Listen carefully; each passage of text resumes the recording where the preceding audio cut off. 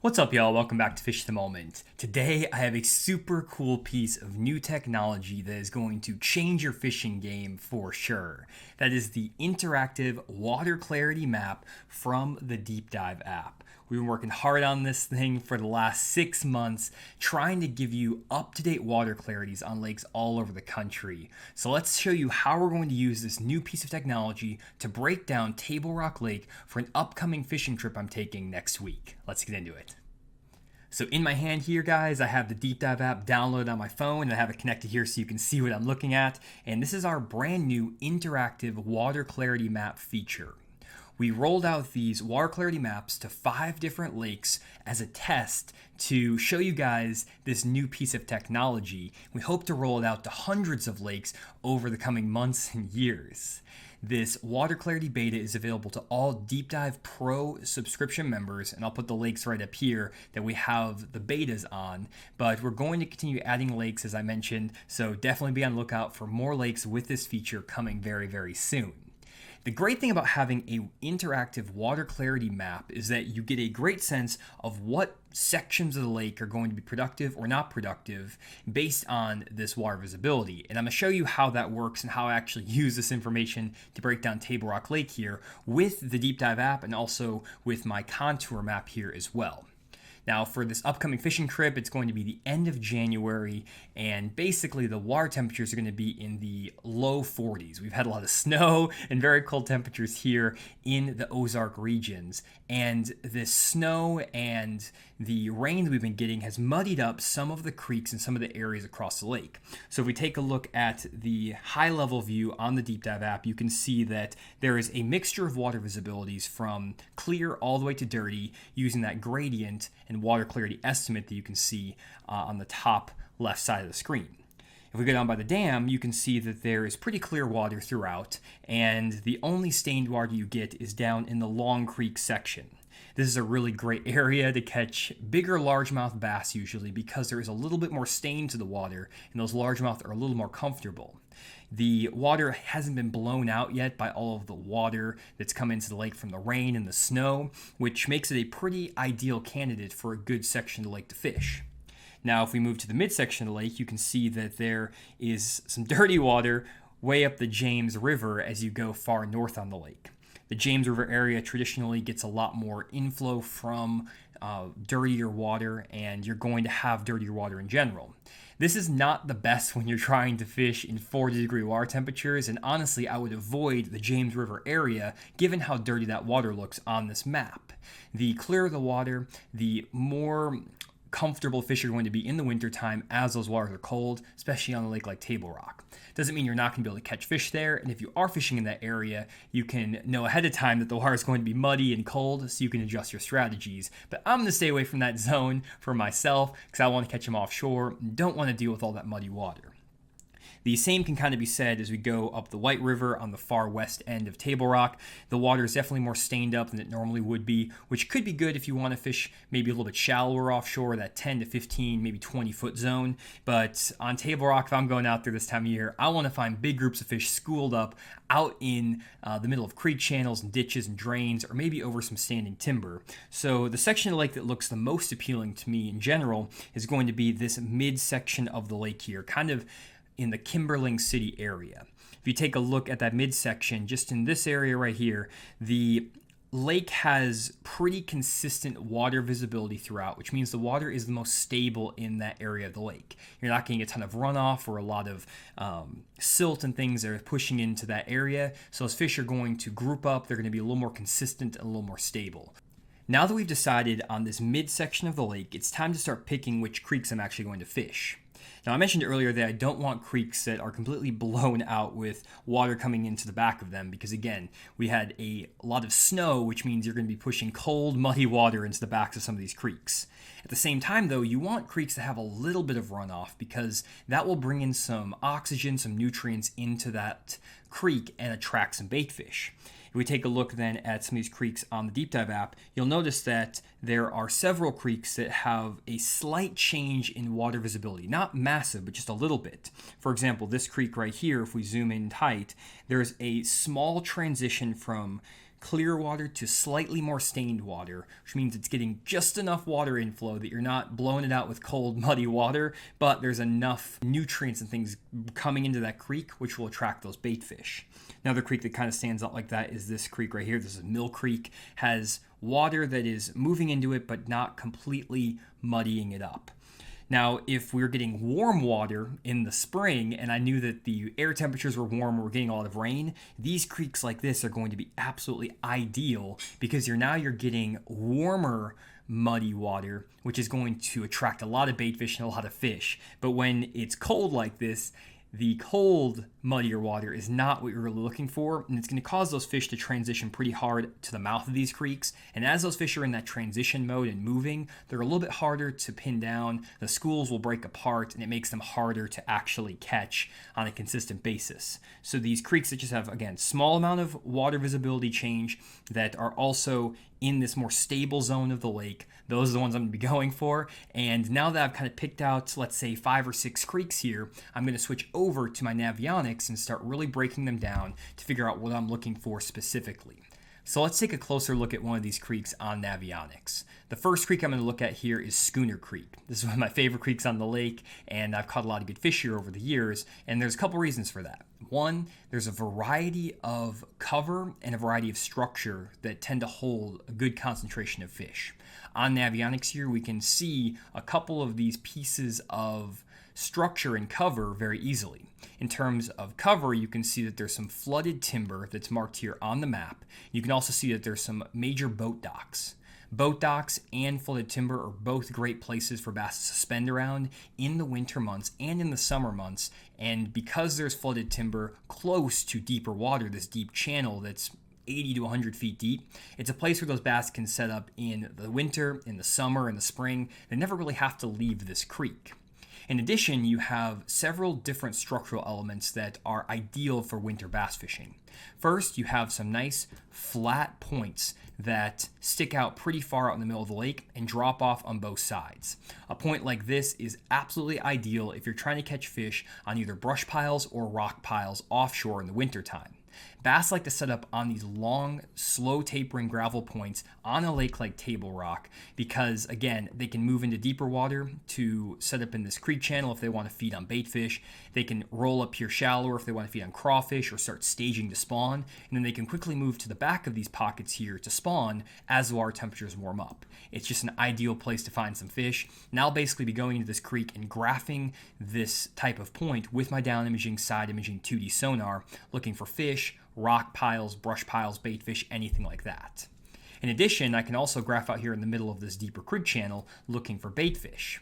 And with the bait fish out here in the middle of the channel, you'll oftentimes find bass schooled up around them in 50 to 80 feet of water on Table Rock, super, super deep. So you kind of have to keep your wits about you because you can sometimes find those fish out here again and literally suspended over 100 feet of water. But then the next day they might pull up here shallower into 20 to 40 feet of water on top of these points.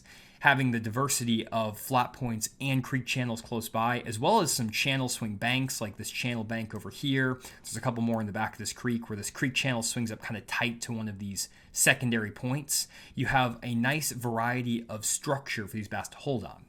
Again, you also have the nice combination of flooded timber, potentially some rock piles and brush piles. You have all the elements you really need to hold these fish. Now, in terms of where in this creek I want to start, given that this creek is pretty big, I'm going to be using the Deep Dive app to really dial that in by looking at where these water clarity changes are. Really, the majority of that transition point is going to be right here around this zone in the center of the creek. Right in the center of that creek, you're going to go from a little bit more stained water to clear water. And I really want to focus around that transition area. I don't want to go all the way to the back of this creek to start out, and I don't necessarily want to start all the way at the mouth in the wintertime. I like to start somewhere in the middle and work my way through this center zone. You'll find that as you work through the center of these creeks, you'll start seeing more bait fish and more activity either further in the back half of the creek or more towards the mouth of the creek. Ideally, what I would like to do is graph this nice rounded secondary point, graph out here on both sides in these little ditches and drains or creek channels looking for bait fish, and then slowly work my way graphing more similar structure like this nice rounded point right here, this creek channel intersection. This could be absolutely deadly. Another creek channel intersection right here. And then a nice another long rounded tapering point, actually a couple of them with some standing timber on them. If I don't find any fish out here over 80 to 100 feet of water suspended or on those long gravel points, probably there's not that many fish using this creek for whatever reason, or the fish are up shallow. In that case, I can start taking a look at some of these steeper secondary points that have the channel swinging by them, or these steeper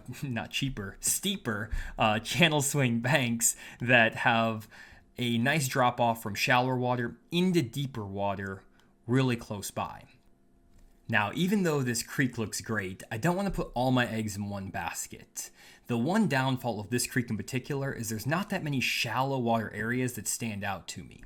There's a lot of great offshore areas, and I feel like if the fish are offshore, I'll be able to determine that in this creek because I have a nice variety of different secondary points. They're long and rounded and stick out deep in the middle of the lake, and also have a lot of different creek channels and intersections to check for bait fish. However, I only have 1, 2, maybe 3 channel swing banks to fish, which is not enough water to determine a pattern.